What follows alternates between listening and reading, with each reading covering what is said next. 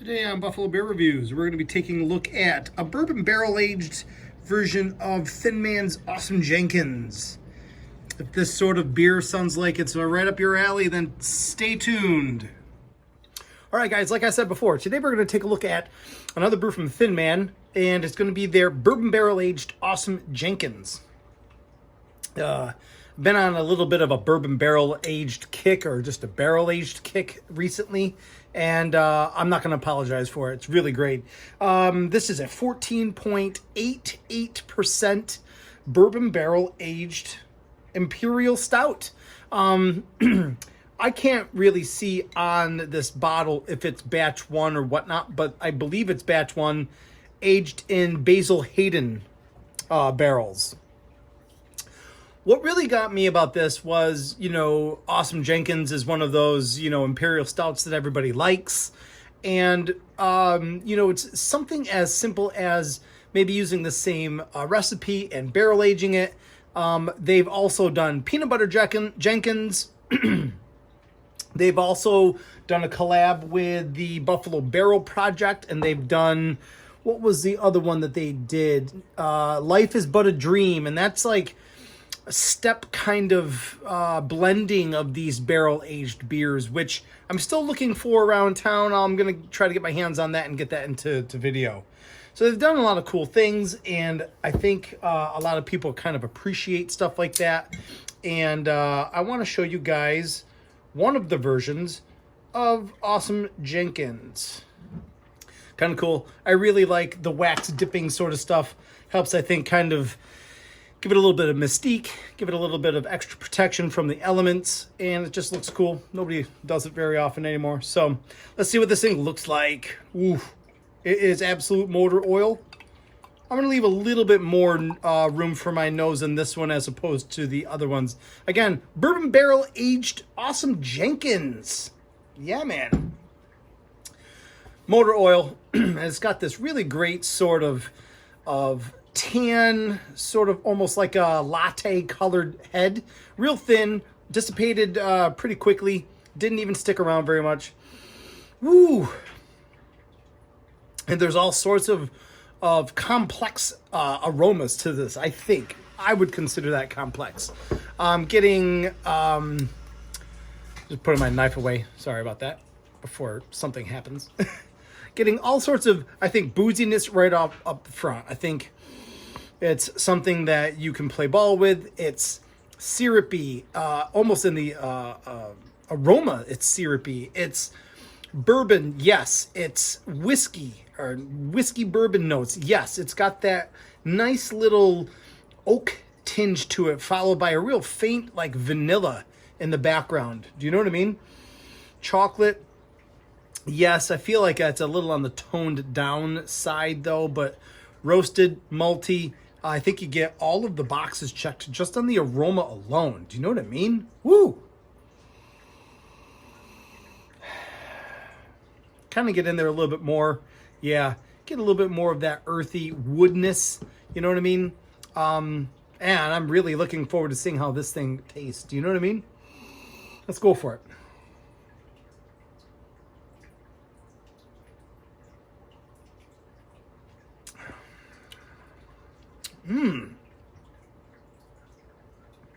Well. It's very surprising to me.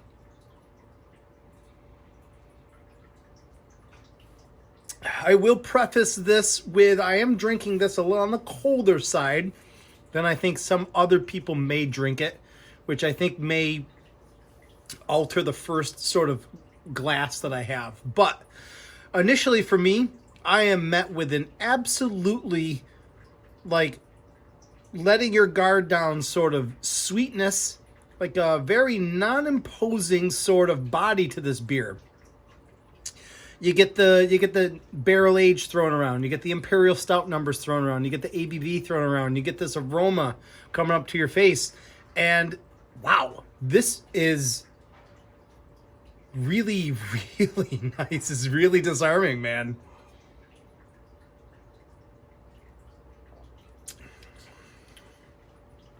Okay, I think first and foremost, I do like that sort of that thin chocolate. It's not a dark chocolate. It's not real like a bitter sort of chocolate, but you do get I get a nice thin rider of chocolate as the base of all of these flavors.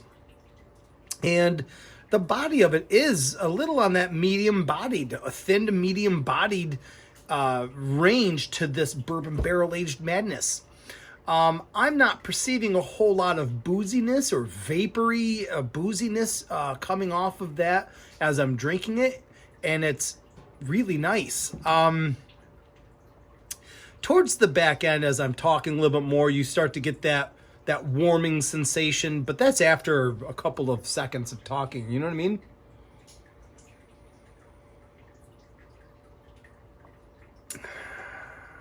A nice blend of roasted malts, nice blends of, I think I get a little bit more vanilla in the flavor, and I think that's a nice blend of both, I'd say like the barrel and the actual, I'd say flavor of vanilla. It's really nice. I am digging this all over the place. Man. Let me see here. Yeah, chocolate, roasted malts, totally. Vanilla, yes. I think some of the sweetness, I think I was talking about maybe from the marshmallow. I think that's actually that's a good call. But where are we here? Bourbon and oak. Yes. All of those descriptions of the beer, I think, are readily apparent in this beer. And it's not something I think you need to be a professional at to pull that sort of, those notes out. It's nice to see that head reappear. So when you go back into it again, I think after you can envision what you're in for, the nose is even less assuming. You take this nice, easy swig. You've got the chocolate, you've got the vanilla, you've got that oaky presence. Bourbon, I believe, in the sense of flavor as opposed to booziness. There's almost no boozy vapor burn here, which is great. Definitely medium to even to on the light end of medium bodied. I still do think it coats the mouth nice. It's like a nice rich presence. And as an aftertaste, I really do think you're left with this sort of light chocolate, bourbon and vanilla sort of aftertaste. Doesn't seem to overstay its welcome at all, but it's there. It's nice, actually. It's a nice change up. There's nothing funky, and I think you're ready for another one. In all honesty, this would be more enjoyable if we weren't in a pandemic and you could kind of share this with a group of people. But that's not the sort of life we're living in Western New York at the moment. So I want to get it out on the video in case you guys are around town and you start to see it out and about. I was just at the Thin Man at Brennan's there on Transit just not even 4 days ago. I got Combat Wombat. I got some other beers, and I found this in the refrigerator, and it was a no-brainer. I said, yes, sir. And I would have bought 2 or 3 if I had known how awesome it was. I'll probably, in all honesty, I'm going to go grab another bottle next time I'm out and about, and I see that the Thin Man side of Brennan's is open again. That's really about it for me, guys. I hope you enjoyed a little look into all of the great stuff that Thin Man's doing with their lineup, with their thinking outside the box and thinking inside of a barrel and stuff like that.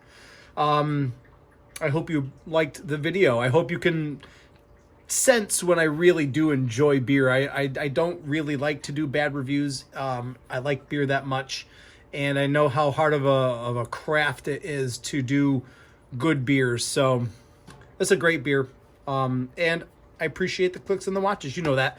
I'll see you guys in the next one. Cheers.